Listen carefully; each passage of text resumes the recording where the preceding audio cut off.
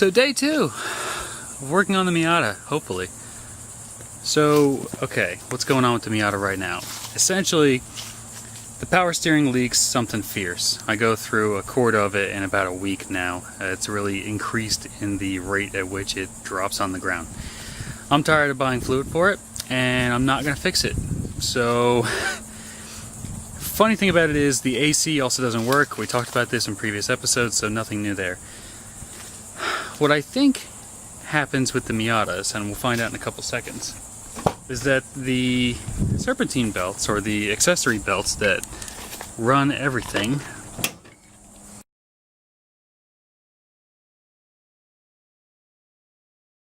belt will run the alternator and the water pump, the other belt will run the air conditioning compressor and the power steering fluid. And since the power steering fluid leaks and so does the air conditioning, why have them on at all?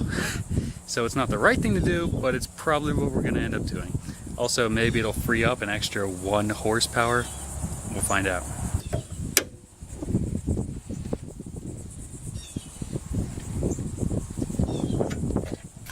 I love cars that use the stick still, the support rod. It never breaks, right? I mean, the gas struts can go bad time after time, or you can have hinges that get rusty and stuck shut, but the stick always works.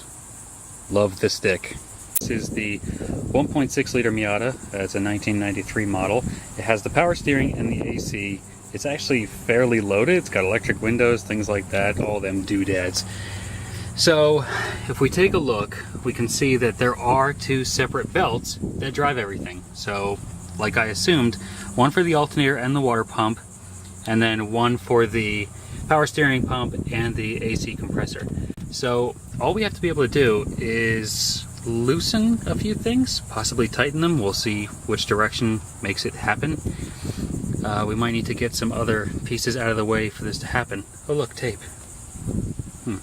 So once we get some things out of the way, find the right size sockets, we should be able to loosen up the belt, take the belt off, thus no longer driving the power steering and the AC, which will possibly free up some horsepower, but more importantly will stop turning the pumps that aren't doing anything at the moment. So let's see if we can find the right hardware. I must be getting slightly more intelligent because I chose to park in the shade, because I knew that I might be working on this. So at least we get to work in the shade. So in order to make my life hopefully easier, first thing I'm going to do is remove, or at least loosen, this hose clamp. And I'm going to do the same over here, and then we should be able to pull off this piece of piping. Of course the engine is boiling hot, as I just drove it home, so everything's probably trying to burn me.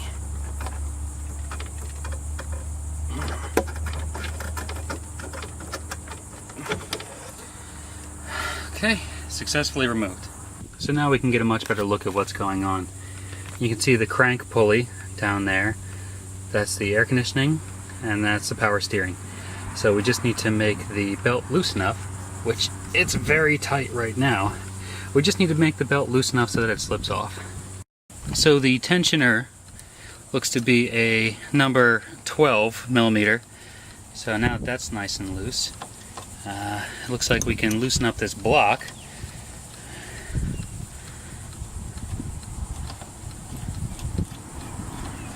Which I don't think is letting any tension off of this system.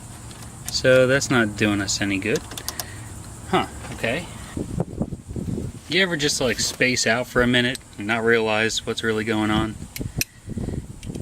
So I am attaching some sockets because for some reason my brain is not comprehending what needs to happen here.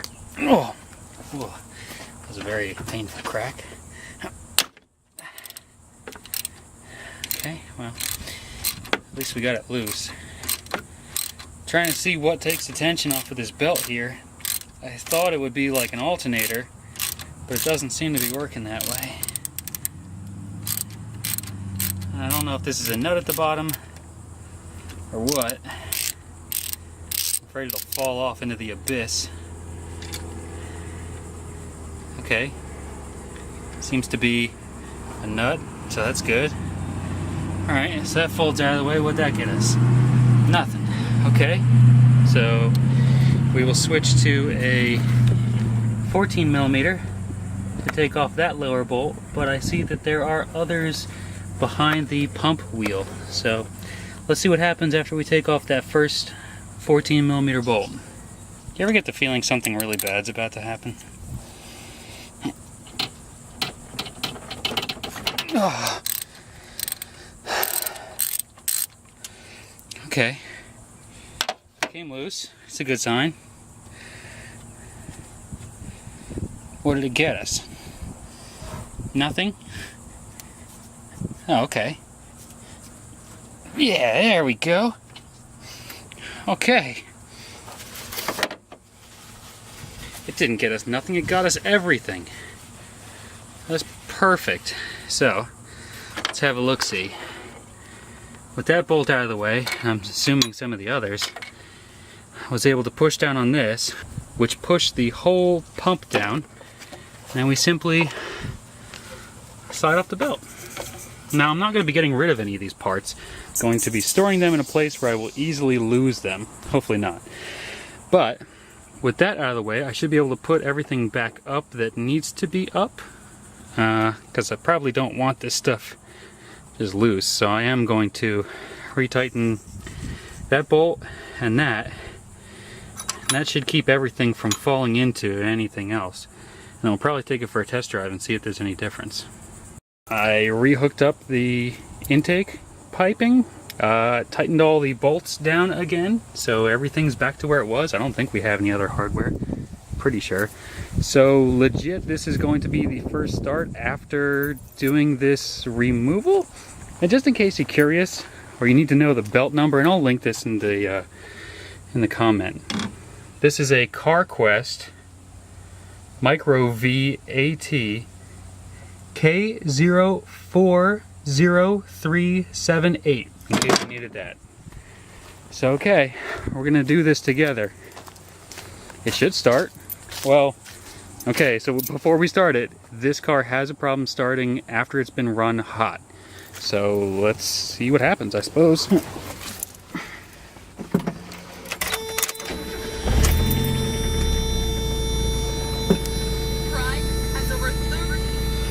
Man, I hate that door buzzer.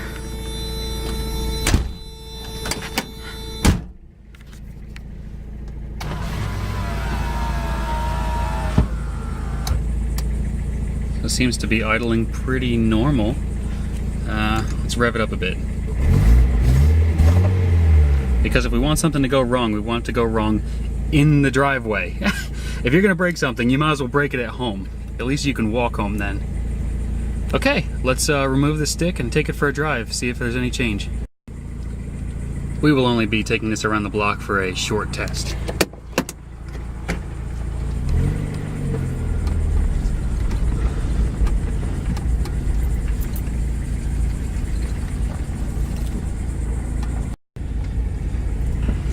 Okay, so I don't really feel much of a change in the power steering.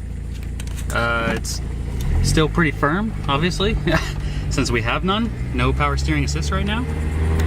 But it doesn't seem that worse. It might actually be a little bit better.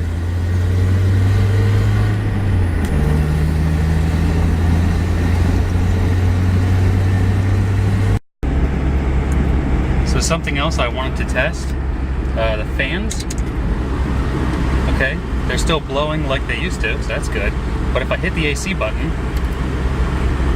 no change. Okay, that makes sense because there's no draw on the lines in the system because there's no compressor hooked up now. But one thing it does do is turn on my auxiliary fan for the radiator. So that's great because of my overheating-ish issue, because the thermostat's not telling the primary fan to turn on. Man, it just sounds like there's a whole bunch of things wrong with this car. But it's not. It was a really cheap, good car to purchase, and I regret nothing. No regrets.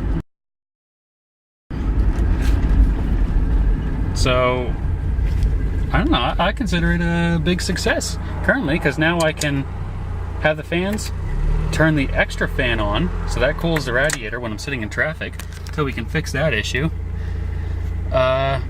Yeah, I don't see the downside in this, especially because now the power steering pump won't be turning, thus destroying itself.